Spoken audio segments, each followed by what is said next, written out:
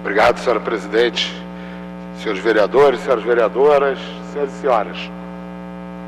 No próximo dia 28 de junho será comemorado mais um Dia do Orgulho LGBT. E aqui no Rio de Janeiro está sendo convocada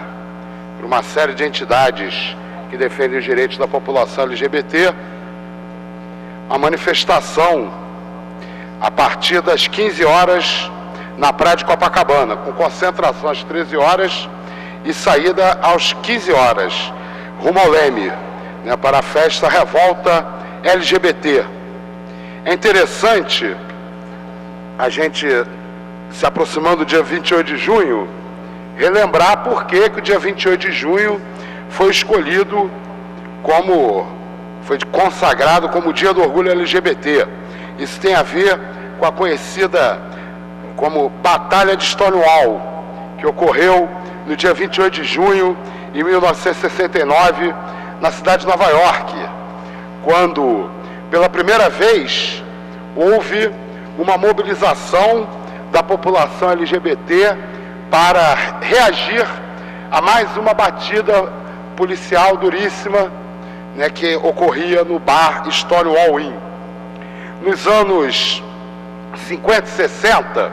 os Estados Unidos tinham uma legislação anti-homossexual bastante dura, às vezes até mais rigorosa do que países do leste europeu. E era muito comum que nos poucos bares onde a população LGBT era bem recebida, que a polícia fizesse batidas, e muitas vezes essas batidas eram feitas com agressões físicas, com agressões verbais, com total desrespeito aos direitos daquele cidadão, daquela cidadã que estava frequentando ambientes que aceitavam a presença dos homossexuais. No dia 28 de junho de 1969, as coisas não saíram como previsto. Um grupo de policiais disfarçados entrou no estabelecimento Stonewall Inn, se fizeram anunciar, criando confusão dentro do restaurante, começaram as agressões, algumas pessoas tentando se retirar, foram impedidas por policiais que cercavam pelo lado de fora, e conforme a confusão foi se desenvolvendo, quando as pessoas que um grupo de pessoas começou também a cercar o cerco da polícia, em função de agressões duríssimas contra homossexuais. As pessoas que estavam do lado de fora do bar atacaram a polícia, os moradores da vizinhança arremessavam objetos pelas janelas em cima da polícia, arremessavam objetos pegando fogo em cima da polícia. E esse conflito acabou na primeira noite com a fuga dos policiais, que não aguentaram enfrentar a resistência dos frequentadores do Stonewall Inn e dos vizinhos do Stonewall Inn. Houve conflito no dia seguinte também, com uma multidão ainda maior, em que a polícia novamente foi rechaçada, e a partir daí começou um novo capítulo na história da luta pelos direitos da população LGBT, inclusive um ano depois, no dia 28 de junho de 1970, aconteceu a primeira parada do orgulho gay nos Estados Unidos, que saiu do Stonewall Inn em direção às regiões mais centrais da cidade. De lá para cá, foram grandes conquistas na legislação mundial, no respeito aos direitos da população LGBT, mas muita coisa ainda precisa ser feita, ainda precisa avançar. De acordo com os últimos dados divulgados pela Secretaria Nacional de Direitos Humanos,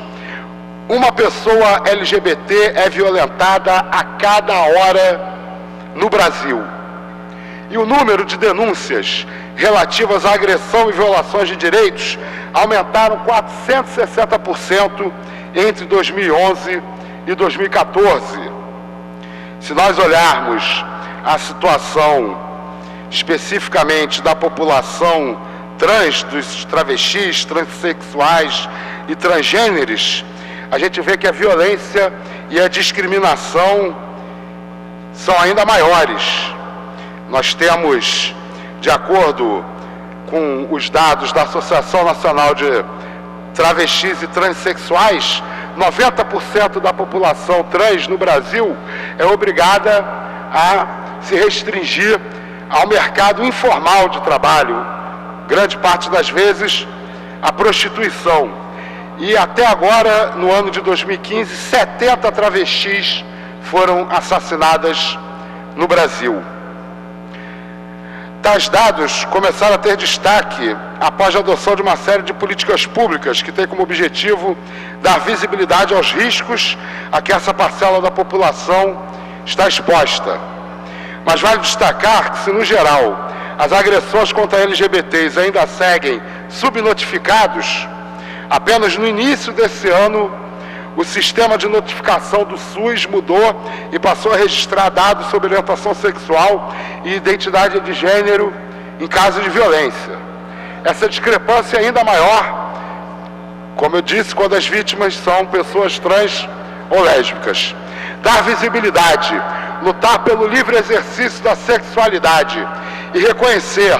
a identidade de gênero são ações que garantem direitos e dignidades à população LGBT. Por compreender que pessoas trans, gays, lésbicas e bissexuais sofrem com preconceito desde muito cedo e são expostos a constrangimentos constantes, o nosso mandato apresentou uma série de projetos de lei que buscam contribuir para a alteração dessa realidade. Apresentamos, por exemplo,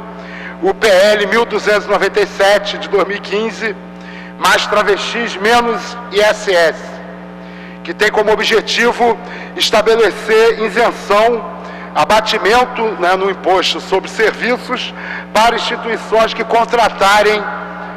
pessoas da população trans.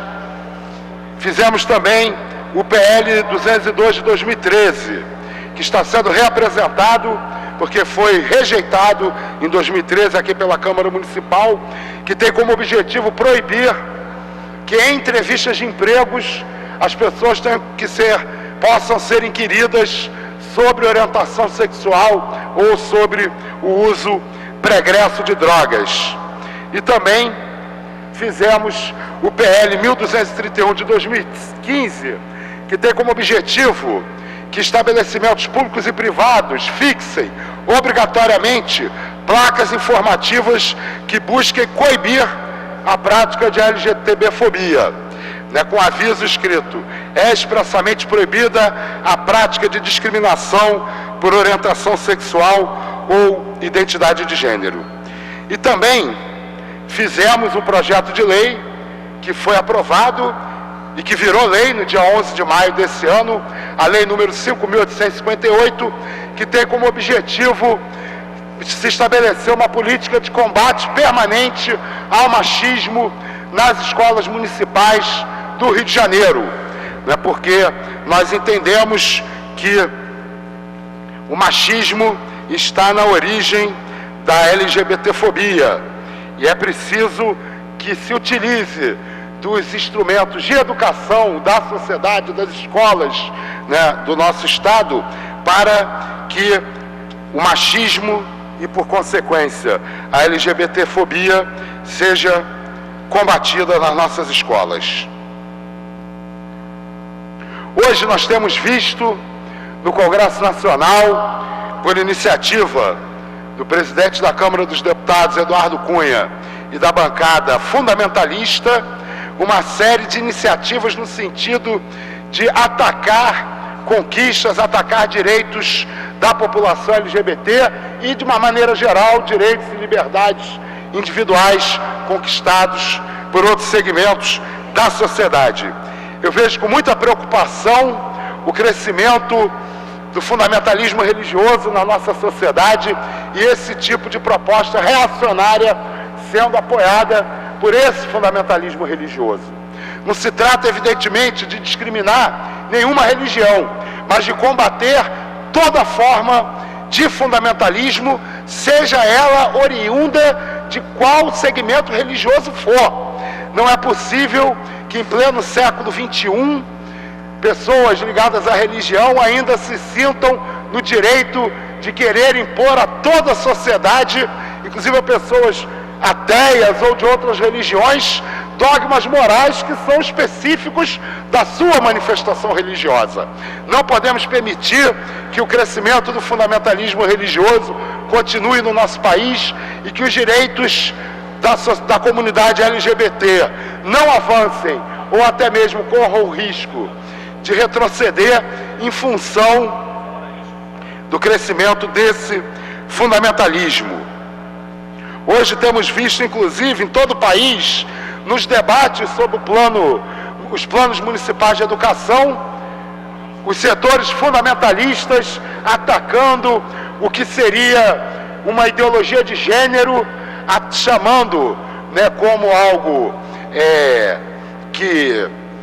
venha a prejudicar a formação das nossas crianças, todo tipo de ação que venha no sentido de combater o machismo, de combater o preconceito, de fazer com que as nossas escolas sejam instrumento de melhoria da garantia dos direitos da população.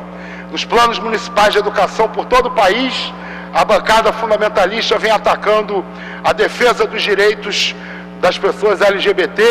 a defesa dos direitos das mulheres, como se elas constituíssem uma ideologia perversa, chamada ideologia de gênero, que precisa ser combatida. Ao contrário, o que precisa ser combatido no nosso país é a violência contra as mulheres, é a violência contra a população LGBT, seja essa violência simbólica, seja essa violência concreta, seja essa violência concreta se manifestando na forma de agressão ou de agressão sexual. Precisamos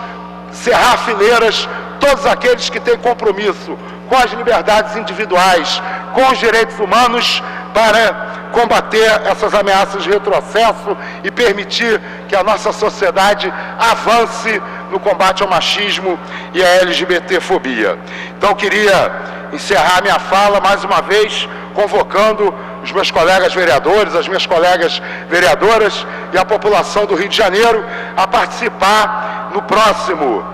dia 28, domingo, a partir das 15 horas, na Praia de Copacabana, concentração às 13 horas, início da caminhada às 15 horas, da marcha, da Semana de Agitação em memória de Stonewall. Muito obrigado a todos e todas pela atenção.